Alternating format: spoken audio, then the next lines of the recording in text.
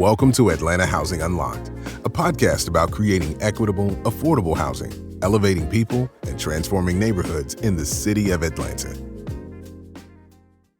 And we are back. It is the Atlanta Housing Unlocked podcast, brought to you by Atlanta Housing, guys. This is where we gather great minds. This is where we talk about empowering people, invigorating our community, and specifically affordable housing, because that's what we all need to talk about. It's a crisis happening. We can't escape it. And I'm your host, Egypt Sherrod, but we're going to talk about solutions. Now, you guys know me from Married to Real Estate on HGTV. I've been the host of Property Virgins, Flipping Virgins. I am an Atlanta real estate broker, Indigo Road Realty. So you know that this is the very heart of who I am. I'm here authentically because I want to be here and have the conversation that's affecting us all. We've got some very incredible minds joining us today. The first thing to know is it takes a village. It really does. And I think many of us, when we hear affordable housing, we disassociate. If it doesn't apply, I disassociate. What I challenge you to do is lean in, because it really does affect us all. This is something that just reverberates generationally. If a child has a stable home, then the entire world unlocks. That's why it's the podcast Unlocked. The entire world unlocks for that child's future. And so you can be a part of that by simply leaning in and taking a seat at the table, because the table is right here, and be a part of the solution. And that's what we're going to get into today. Every single day, a team of dedicated and talented individuals ensures that Atlanta Housing is run efficiently, it's run effectively. And by strengthening its operations, Atlanta Housing can be more impactful. We can serve even more families across Atlanta. It's critical. It is critical to fulfilling Atlanta's 5-year strategic plan, which was developed with input from Atlanta residents, stakeholders, and partners. It's quite a milestone when Atlanta Housing released this 5-year strategic plan, which, by the way, we're going to outline today and see how we're doing with it, okay?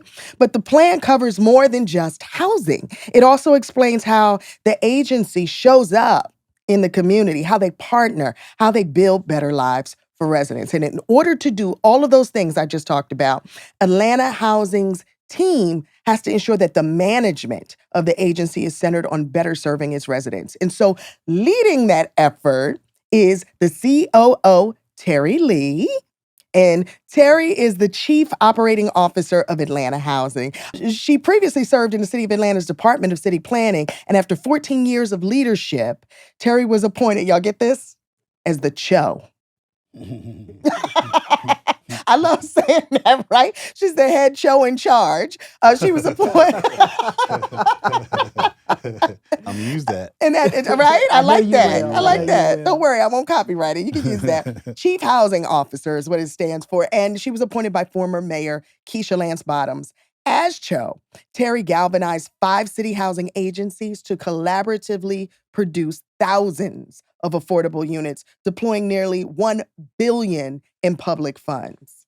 I mean, come on, right? Welcome to the show. Thank you. Welcome. Thank you. We were having a good old conversation. Before we started, we're going to bring that in. We have so much to talk about. But also joining us today is Larry Stewart, the chairman of the Atlanta Housing Board of Commissioners. As a board member, he played a key role in reviewing and approving the agency's ambitious 5-year strategic plan. He works with the board and other leaders to ensure affordable housing is attainable for those in need. And here's the thing, guys. He doesn't get paid for this role. All this work, all this planning, and he's volunteering. So that tells you about the passion and the drive in these folks we're going to talk to. But when you're not on the board, Larry, tell us what you are doing, because you run your own consulting firm, yes? Yes, I have a consulting firm where we focus on product management, product development for anything that's software, anything that takes code. Mm-hmm. That's the work that I do. I'm a technologist at heart, where innovation is the center of the things that I do. I know we had talked earlier about being on the front foot of some areas, and so I've done that for most of my career. And I'm back in that space again while I do the work that we do at Atlanta Housing. Listen, before we get into the 5-year strategic plan, I want folks to know more about you guys because these are some pretty extraordinary minds here. We've had some amazing conversation, just the passion. I asked them their reason why. Like, why this? Why this career? Why do you do what you do? And Terri, please share with them what you were telling me. Oh, absolutely. And again, thank you so much for having us on the show today. Um, this work, this is really God's work. And I'll be honest with you, I didn't understand it up until probably my appointment to chief housing officer. But many years ago, when I ventured into graduate studies, I wanted to major in finance. I wanted to really work on public finance and be the guru that controls all the money and the investment opportunities. The Cho. The Cho. And in order to pay for grad school, because I come from a family that was economically challenged, the only way I could pay for grad school was to take a fellowship that required me to do studies and an intern in community and economic development. And so literally back in 1995, I started working on how to help communities in Mississippi and the Mississippi Delta really not only better themselves, but have access to affordable housing, have access to clean water, to understand what decisions need to be made in order to theoretically plan a city for success and for growth. And what I understood when I became the Cho. You can't unsay it now, right? Yeah. You gotta, What I understood in that moment when Mayor Bottoms announced my appointment was that this work, this opportunity, because it really is an opportunity, and it's a gift to be able to serve so many. But this work really, quite honestly, is my life mission and my purpose. I ventured to Atlanta in 2004 under then Mayor Shirley Franklin, really to work at the City of Atlanta in its planning department, lifting up affordable housing. And today I stand before you with the opportunity to lift up affordable housing for Atlanta Housing. And we serve a population of people who, quite honestly, but for our assistance, would not have a place to stay. And the culmination of all that for me is a blessing, just to be able to give back every day. And while I get paid for this work, I will say that you cannot do this work without the heart for it and without people surrounded around you that are able to. It takes a village. And that village has to be large because this work is not easy, but it's so dearly important. We are Atlanta Housing is the stabilizing force of really helping to make sure that the kids that we serve, the families we serve, have a decent place to stay so they don't have to worry about housing while they're focusing on their education, while they're focusing on their work. And thank you for that. And I can tell the passion really is authentic. It's true. I mean, because we started before we even began the podcast. But I know there are many different type of folks listening. There are those who want information on affordable housing. There are people, investors looking for the opportunities. There are those who want to just have an understanding as well. And I want to hear from you, Larry, as well, your reason why. But really where I was going is I think for everybody, it may prove to be very refreshing to see you guys sitting here and saying, they look like me. Their story is not too far off of mine. And when you start talking about agencies, people think it's just like some big corporate, folks sitting high up on the hog on the table who have no idea of what their daily grind is or daily struggles are. But now we're able to put faces to people and put stories to people so they understand that there really is compassion, heart, drive, spirit behind it. But Larry, what's your reason? Yeah, so I'll give you my why, but I want to touch on what you said because it's important. I know we've joked about pay versus volunteer. Nobody who does this work, whether they're volunteering or getting paid a salary for it, without having a heart for this work. That's right. This work is hard work. I've said it. I Heart didn't realize it when I came on board. I mean, getting named to this board, this was not, there are lots of sexy boards where you come into it and you bring what you think is, hey, I'm going to sprinkle a little of my genius on this 4 times a year and things will flower from that, right? Well, this work, no, you got to put some heart, some time, some energy. It's a learning curve. I think I'm a better board member and hopefully a better board chair this year than I was last year as a result of just really sinking in, visiting residents, spending time with the people who do this work. And so I want to make sure I'm not flippant about that part, right? Because it's kind of like teachers. Teachers don't get paid enough. No one who goes into teaching is doing it for $1. Let me tell you, as a mother of 3, getting through COVID, I never appreciated teachers more than I appreciate when I was teaching at my kitchen counter. But That's right. So anyway, so I wanted to just frame that before I got to the why. So my why, is again, God leads you in spaces that you had no idea on. Like I said, I'm a technologist. I like to innovate things, like to build new things. That's what my whole career has been about, working with startups and really small businesses in that realm. And so I'm close friends with our mayor, our now current mayor, Andre Dickens. We went to school together. He needed some help during a stint while he was a city council member. And that's how I got introduced to Terri as chief of staff. So as chief of staff, we were working on inclusionary zoning that helped produce units, because he was like, well, I don't have the power of the mayor's seat at this time, but I do have the power to try to do something to try to help people get more units. And so I was the guy who had to help get that legislation over the fence. So I learned about affordable housing through that. So I was the young guy who didn't know much of anything, but was learning on the fly. And when I left that job, I was like, I don't want to leave this work because it touched me. I'm curious. Yeah. When you were a young kid, what did you think you would be doing with your life? What was your goal? Tell the truth. What was it? I thought I would be a lawyer. That is what I thought. What about you, Terri? Interesting. I thought I would be a lawyer too. Me too. I literally thought I was going to be an entertainment attorney. But we talked about this. We make plans for our life. God laughs. So our best bet is to get out of the way and let him work, right? Use us as vessels. And so now we found ourselves in a position to influence, to inspire, uplift, and create. Right? Yes. As well. So let's get into this 5-year strategic plan. Number one, I want to understand all the facets of it. What is the plan? Walk us through it first, and then we got to know how we're doing on this plan. Right. No, absolutely. And so I have had the awesome privilege of working on every plan that's been done in the city of Atlanta since 2004.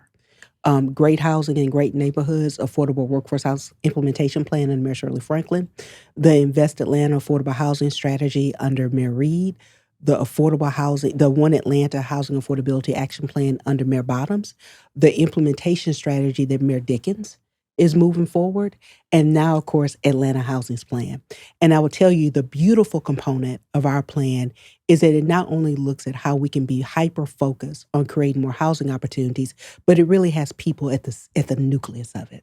Everything we do is how do we understand that it's not just about counting a unit, but it's using housing as the bedrock to uplift a family's life. And so when you think about our plan, we start off first with the sexy number, right? We are going to create or preserve 10,000 units. The mayor's charge was 20,000 was his goal, 20,000. Of that 20,000, Atlanta Housing has 10,000. Yes, we will. 50%. That's correct. Atlanta Housing will influence the creation and preservation of 10,000 units of the mayor's overall goal of 20,000 units. And the mayor's goal spans over 8 years. The course of our plan is from what we call fiscal year 2022 to fiscal year 2027. And so when you think through that create and preserve 10,000 units, that is looking at not just new production that'll take place on vacant land that Atlanta Housing has within its inventory, but it will also look at preserving the opportunity for affordability. We incentivize over 117 properties across the city. How can we make sure we don't lose those affordable units? Additionally, homeownership. We believe in creating wealth building opportunities, and we know for folks that are Black and brown that that's the best way to do it would be homeownership. And so we're looking at homeownership as a component of that as well. The second goal is really being intentional about enhancing our resources for the families that we serve. We serve on an annual basis about 25,000 families. And what's really important about that is the folks that we touch on a daily basis, their annual income, 96% of those individuals' annual income is less than $25,000. Is that a fact? Less than $25,000. And the average profile of a family that we work with is a family that's headed by a female with at least 2 children. And again, educational attainment is at a high school diploma level, and annual income is between $25,000 to $26,000 a year. So I just got chills. You just described my mother. Yeah. That was my mother when Yeah. she had my sister and I. I was sharing this on another podcast episode. Yeah. Yeah. So And I wouldn't be sitting where I am today if not for programs that gave folks a hand up. Yeah. Yeah. And not to digress, that's my mother, right? With 3 children. And I wouldn't be sitting here today. We grew up in a mobile home in Grambling, Louisiana. And but for the federal government providing resources for mom to own her first home that she still lives in today, I would not have even understood the importance of having a house at all. So I get it. I get it. And we do this work for our moms, right? We do this work for the legacy and the gift that they've placed within us in order to make a difference in somebody's life. So, and so that leads me to creating opportunities. You know, the third goal is how do we create opportunities for folks that we serve to thrive, right? To have economic self-sustainability and to really have that leg up. You know, we understand that it's not just about housing. Housing is the fundamental foundation. And if there was ever a time we saw that, it was in the pandemic. You know, everything shut down. People were told that you have to go home. Well, what happens if you don't have a home? You don't have a home to go to. Yeah. What happens if you don't have access to technology? Ooh, that's real. Right. You know, and God forbid, what happens if you don't have resources just to put food on the table? That's real. And so we are about making sure that our families have a way to thrive, that our families have access to food, that they have access to technology resources, that we influence workforce development opportunities in helping to make sure our families can quite honestly be functional in this environment and this society that we live in. And then, you know, we said we were going to do 3 more things, right? We want to be intentional about making sure that we are utilizing the resources at our fingertips, at our footsteps, more efficiently and more effectively. And that's really just having a better infrastructure, a better corporate infrastructure to lift up this work, right? And then next to that would be communications. And really kind of the story we're telling here today. How do we do a better job at telling our story? I tell you, I've been in this city now for 19 years. 16 of those years were spent with the city of Atlanta. City of Atlanta's government. I learned more, and I was the city's liaison to Atlanta Housing. I literally learned more about Atlanta Housing 2 months into my role as Chief Operating Officer than I knew the entire time I was with the city of Atlanta. What now? Right. So that alone tells you a lot. It told me a whole lot because it wasn't because I wasn't asking, and it's definitely not because I'm not a driver. It was the agency was not telling this story. That's right. And there was great work that was being done. Now, there were areas we needed to focus on and we needed to strengthen, but there was great work that was being done. There were people we were touching and we were not telling the story. Can we pause in that just a minute and really lean in? Because there was so much wisdom in just telling the story. That goes beyond even housing. Yeah. How do we not repeat cycles by knowing from whence we came?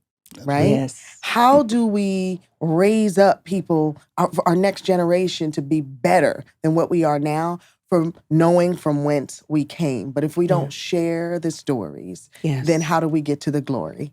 Yes. Right? That's right. Yes. So it's just so much power in that. And especially now where we have so much technology at our fingertips, so many ways to communicate that this is it. This is the heart of it. This is how we start the change. That's right. And that's what really makes the work fun, right? So when you're sitting there and you're doing this work, and it's hard work, but it's also hard work.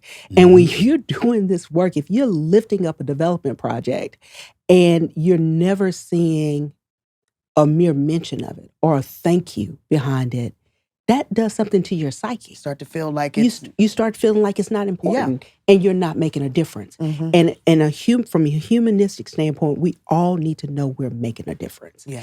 And again, understanding that the work we do, the opportunity we have, is not just about building a housing unit. It's not just about transforming a neighborhood, but it's about transforming a life. And how we use it from that standpoint. And that's what a show does. Thank you for articulating that in such a Well, that was, beautiful, meaningful way. and there was one last goal, and I think this one feeds into really the culmination. And quite honestly, our new board that came on last year actually added the goals around communication and partnership. But it is just that, partnerships, to do this work and to lift it up at the magnitude that we need to do. We have to form new partnerships, and we have to enhance the relationships that we currently have. My cousin's a pastor in Stone Mountain, and he's always said that if you can do something by yourself, if you have an idea that you can accomplish, you're not thinking big enough. And so partnerships is what's critical to make sure that we take Atlanta Housing to the next level. Atlanta Housing 3.0, as my chairman would say. Yes. And so Larry, as the chairman, you know what? I just want to slow it down a bit. This is such a great conversation, and we're really getting the meat and potatoes here. What does the Board of Commissioners play? What role do you guys play in ensuring the affordable housing and meeting the mayor's goal of this 20,000 affordable housing units in 8 years? I mean, that's 20,000 units in 8 years is a lot. It's a lofty goal. How are we doing on that target so far with the 10,000? For the 10,000, we're right at 2,200 units. We're okay. Yeah. And we're how many years in? We are within our first year. First year. That's right. Okay, that's great. Yes. And so we're on track. We're on track. Let's make it simple. We're on track. So talk about the role that the board plays. Sure, yeah. So the role of the board is actually simple it's a simple piece, right? We approve. Our great staff will bring forth all the resolutions to make sure that any of the fiduciary responsibility that we have is handled, right? So we're going to ensure we have, I think, governance over who our CEO is. So the CEO reports to us, right? We are not really to be in the day-to-day operations. So it's oversight. It's oversight. It's vision, right? Yeah. And so those are the things that we play in. Now, what I will say is typically where people have typically grounded themselves is that the mayor tells the board what to do, and we just do that person's bidding. Well, our current mayor, it's not his leadership style. His leadership style was to get the best people and say, I trust you guys to implement. Now, look, gave us the high vision, 20,000. All right, what is our goal and what is our portion of that? And that's where we spent a lot of time when we started working on the strategic plan. And that's where we found that, hey, the strategic plan had kind of already been worked on before we came on, and it was good. Most of it we adopted. But we did also say, hey, we need to elevate one of those goals to the level that we are going to hold ourselves accountable to, which is we have to communicate better, right? To her point, I spend a lot of time saying, wow, it's difficult for me to understand what you guys do. And I spend a lot of my volunteer time trying to do it. So it shouldn't be that complicated. And now that I've spent the time with it, Atlanta Housing is the gold standard as it relates to housing authorities in this country. We don't say it that way, right? And sometimes we compare ourselves to other agencies. So could I say we're the gold standard of all agencies in the city? We're going to get there. We may not be there today, but if you went to any housing authority and talk to them in the conferences, they come over and they bow down to Atlanta Housing. I'll put my housing authority against your housing authority. 100%. And we come, I want to say this too, when we come en masse. We come prepared to show up the way Atlanta shows up. We influence everything. Everybody knows that phrase. We do influence everything, particularly as it relates to housing. Well, we had the president. We had Eugene, and he was talking about how others come to Atlanta for training. That's right. And ideas and insight. That's right. And so I think that's just a wonderful thing for us to know, right? For us to know that we're on top of it. Atlanta Housing really is at the forefront. But what do you guys think the biggest challenges for the future of affordability in Atlanta are? You know, I had a chance to talk about this on Saturday. And if you go to Home Depot, there's not an aisle that says this is lumber for an affordable housing project.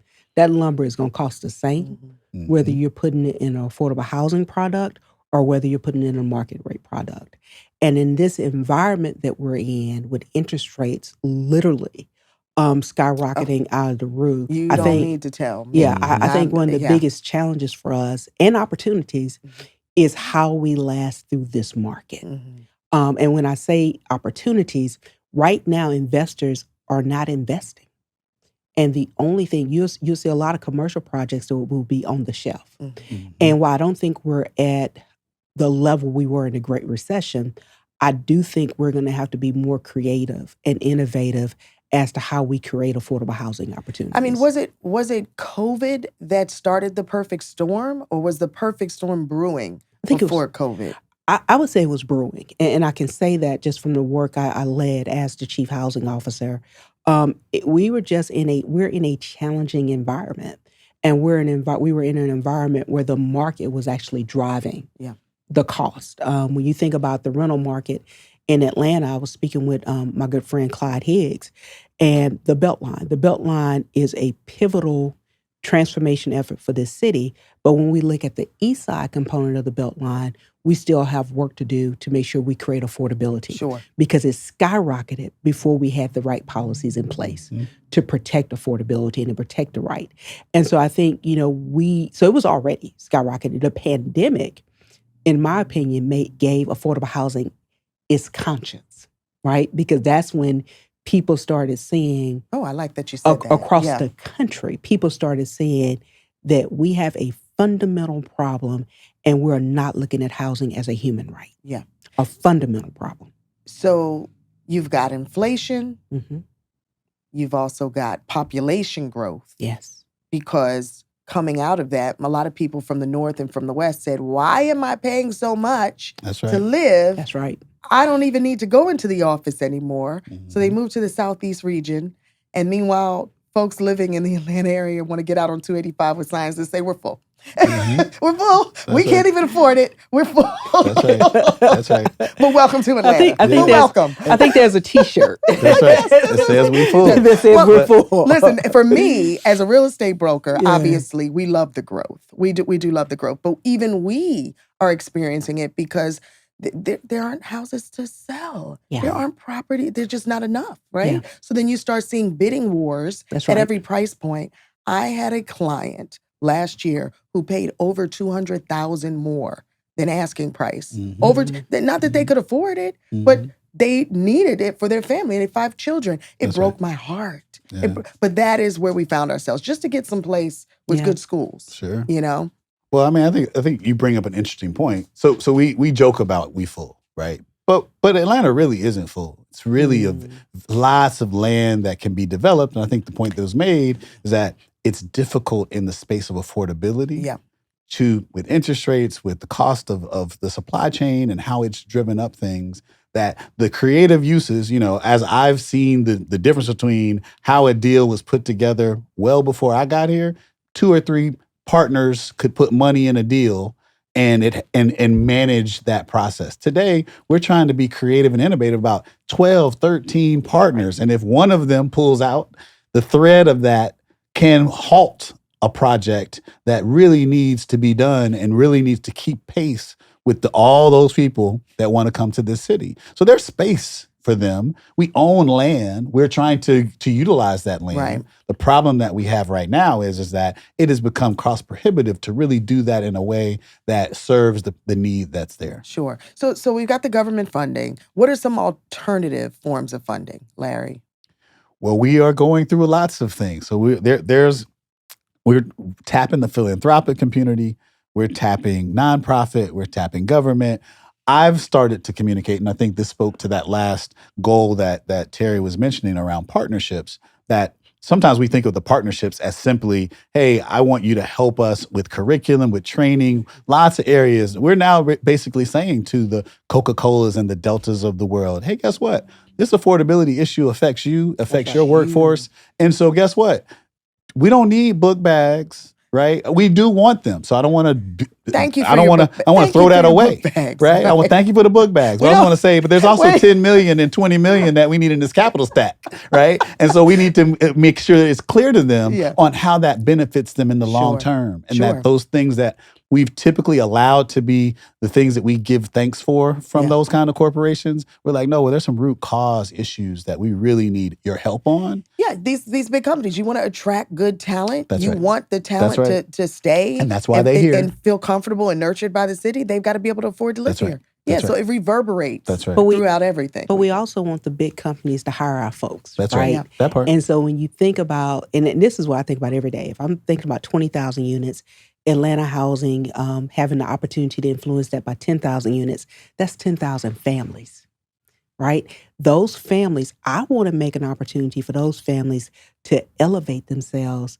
from an economic standpoint. Mm-hmm. And so, we talked about home ownership. Of the 10,000 units, I believe about 15% will be made available for home ownership. The rest is really rental. Mm-hmm. And so I want to recycle those rental opportunities. I want to make sure that the residents we're serving have access to workforce development opportunities so that we can make sure that they are creating a level of sustainability, economic sustainability, and will not have to always rely on some level of public assistance. And can I just add one little note to that? Sure. She brings up a point that's great, and I want to put a finer point on it, which is our housing is, for seniors and for disabled, citizens, our residents, they'll be in our housing, through the end of life, and we're prepared for that. But we want this housing to be an instrument for more than just who's there, right? We haven't opened up our wait list for 7 or 8 years, and it's frozen because we can't recycle it. And we need to be able to recycle our housing so that everybody gets the benefit from it that needs it. It is to be an instrument to move you out and up into market rate or to home ownership. And so the process of that is something we're also being very thoughtful of now, in that it's not just having great housing. We do that. We have quality housing. We do that well. But it's also all those elements that says this should be a way station for people to say, hey, I moved in. I brought the footprint of that a single parent with 2 or 3 children and saying, hey, good, we're going to use this, but at some point we want you to graduate out. The goal is to get out. And that let me add, because that speaks to who we are as an a right? So a housing authority, a typical housing authority exists to provide rental assistance, right? Under their annual contribution contract with HUD, they have the ability to provide rental assistance, which in the old days we used to call Section 8. Now it's called Housing Choice Voucher Program. Atlanta not only has that responsibility, but we have a special designation called Moving to Work, which gives us the ability to utilize our resources, not just for rental assistance, but also for services for our family, for development opportunity. And we can kind of stretch ourselves in a very innovative way to serve the city because of that special designation. But if we digress back to the Housing Choice Voucher Program that the chairman was speaking of, we have access to, let's say, 23,000 vouchers. So the poverty rate in our city is right around 18%. So with our current population, that equates to about 70,000 people. So that's 70,000 people that are literally making less than $26,000 a year. We know that Atlanta Housing, through our Housing Choice Voucher Program, which provides rental assistance where a family has to pay no more than 30% of their income for housing, we know that we only have access to about 23,000 vouchers. And so that literally leaves a gap of about 50,000 or more people. It's just scratching the surface. Just scratching the surface. And so the question for us is, one, we want to make sure that we're providing rental assistance to those families, that they're in decent, safe, and affordable housing, and that they're in housing close to amenities.